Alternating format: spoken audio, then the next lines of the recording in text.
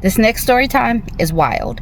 This is one of the main reasons why I want women to know and understand why it's so important to get your financial health and everything together, because you never know when you are vulnerable, when somebody can push one of those pressure points to control you. So that's number one. Number two, please dox yourself. And what I mean by dox yourself, look yourself up and see what personal information comes up as far as, your bankruptcies, any kind of vulnerabilities. Look yourself up. See if where you're living pops up, because if it does, you need to get that scrubbed off the internet. Number three, know and understand that sometimes people will take these vulnerabilities that you might have and use it against you. Just listen to this story. It is a wild, wild ride. Take the cautionary tale for what it is and drop the lessons that you might see as you listen to this. Story time. And this story is the perfect example of why it's so important to leave at the first red flag. So I have been dating this guy for a couple months, maybe like 3 or 4 months. Everything was going well. So he would take me out to a new restaurant damn near every day. So on this day, he takes me to a Polish restaurant, and it's a Polish holiday. We get seated, our food comes, and then he points out a lady coming in the door and tells me that's his ex-wife. Now, he had been divorced about 2 years at this point. And on our first date, I did ask what happened, and he was kind of vague about it. So I figured, well, we're just meeting, so maybe he just doesn't want to get into detail about it. Then I noticed her date, and I'm like, oh, her date is a little handsome Italian young man. He gets all stank. That's not her date. That's her nephew. And they're Polish. She's not Italian. Strike motherfucking one. So you knew she would be here. She's Polish. This is a Polish restaurant on a Polish holiday. So you brought me here. I didn't say this to him, but just what I'm thinking. So you brought me here hoping she would be here so that she could see you with me. I don't like that shit.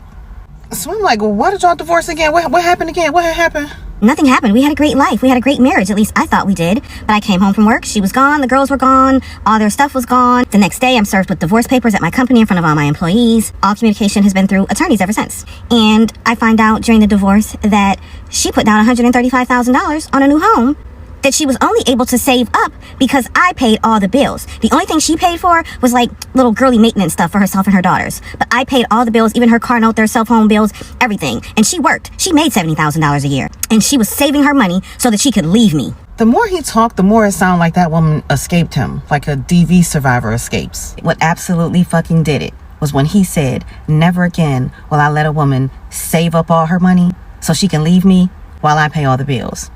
That's what he learned from losing his wife, to financially abuse the next one so she can't afford to leave. Oh, you're done. Boop, and you're blocked. So that was the last time he saw me.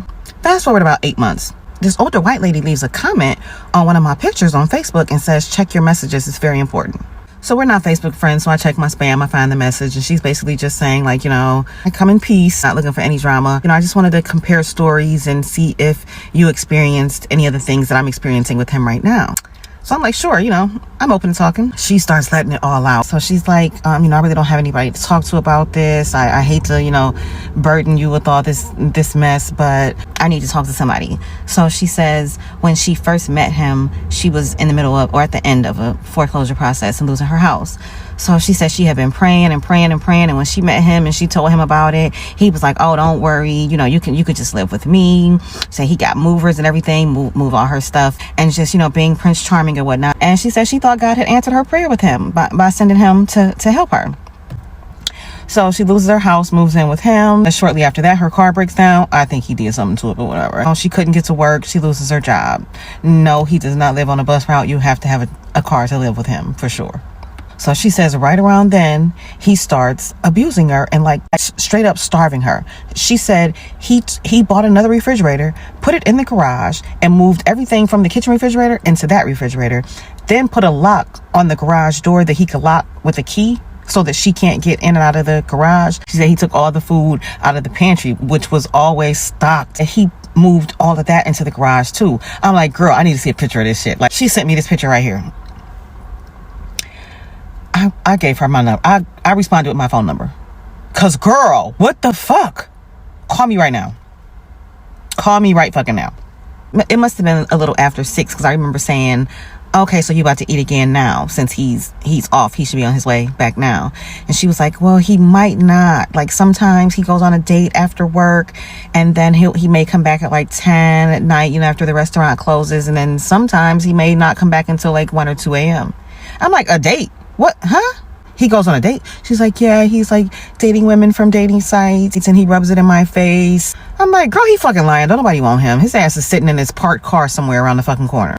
Why she say, no, he's telling the truth. He sends pictures every date. And it's usually a different girl. Sometimes the same girl. I think this one girl, he's starting to really like her. I'm starting to see her a lot. And then I think back to the picture he had the waiter take of us at our first date. But I'm fucking madder than her, because this bitch got you up in this fucking house starving. So I'm like, you want pizza or Chinese food? I'm sending you some food. It's like, no, you don't have to. I know, but I'm doing it. I'm sending you some fucking food, because you have gone over 12 hours without eating, and you don't know when this motherfucker coming home. Any leftover pizza, put it in a Ziploc bag and bury that shit in the snow so you can have it tomorrow. Had all the pizza box paraphernalia, rip up the box, put it in the neighbor's trash can, so this motherfucker don't think you had a man bringing you food to his house. She said he kicked her out of the master bedroom, put her in a guest room, and took the mattress out. Got her sleeping on the fucking box spring. And only allows her in the master bedroom when he wants. And then after that, she has to go back to the box spring. This man owned a business with 6 different locations. He was practically begging me to work for him. But I don't fucking work. I don't do that. He had positions available for me who did not want to work, but had a woman who was willing and wanted to work, and he couldn't give her a position? He meant what the fuck he said on that date. He was going to make sure his next woman could not afford to fucking leave him. He drove a Mazda every day, but he had a Porsche and an Aston Martin in his garage. Now, of course, I wouldn't even suggest she asked to drive either of those, because he rarely drove them. He could have got her a fucking Hyundai, a Kia, a point A to point B car. Him just watching her struggle. She loses her job, loses her car, loses her home. She loses everything. And he just like, oh, you'll be all right. You can continue living in my house. You don't need a car. So we continued talking for the next couple of weeks. I kept sending food. And while talking to her, I realized, and I told her, he probably knew about your foreclosure before your first date. Because I'm just now realizing what the first red flag actually was. And it was on our first or second date. Somehow the topic of bankruptcy came up, and I made an incorrect assumption about something. And instead of him just saying, no, that's not how bankruptcy works, he was like, you don't know anything about bankruptcy. You've never even filed. And I'm like, how do you know? And he's like, well, I look into anybody before I go on a date with them, don't you?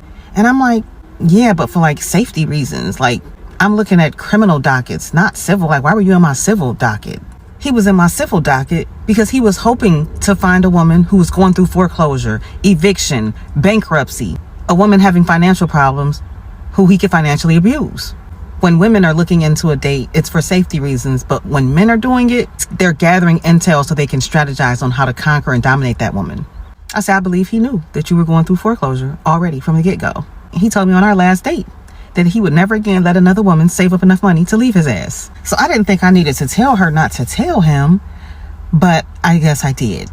So they got into an argument, and he was trying to convince her that she's the only woman he's had these types of problems with. That she's the problem, that he could get back with any of his exes if he wanted to, and everybody knows he's such a great guy and all this bullshit.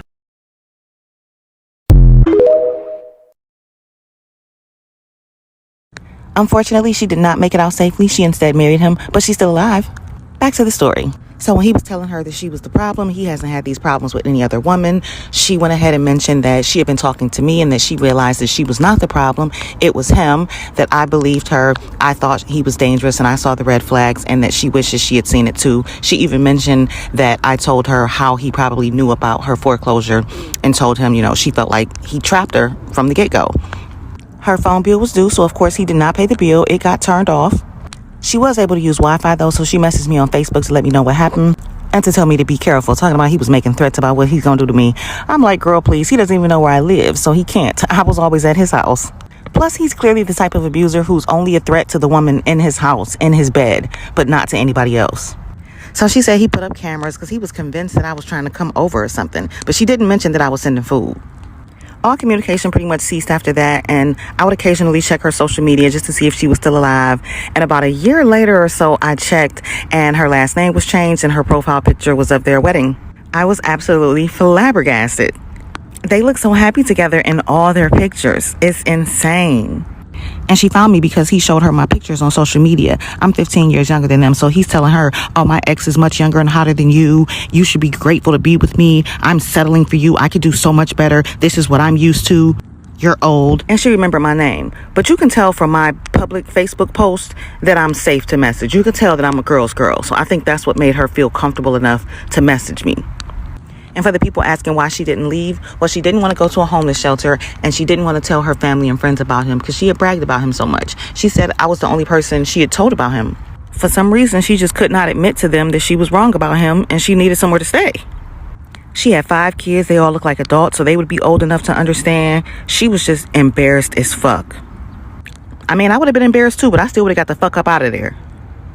And this happened in like 2016, 17, and they are still together if I'm going off their social media profile pictures. The trap was extremely successful.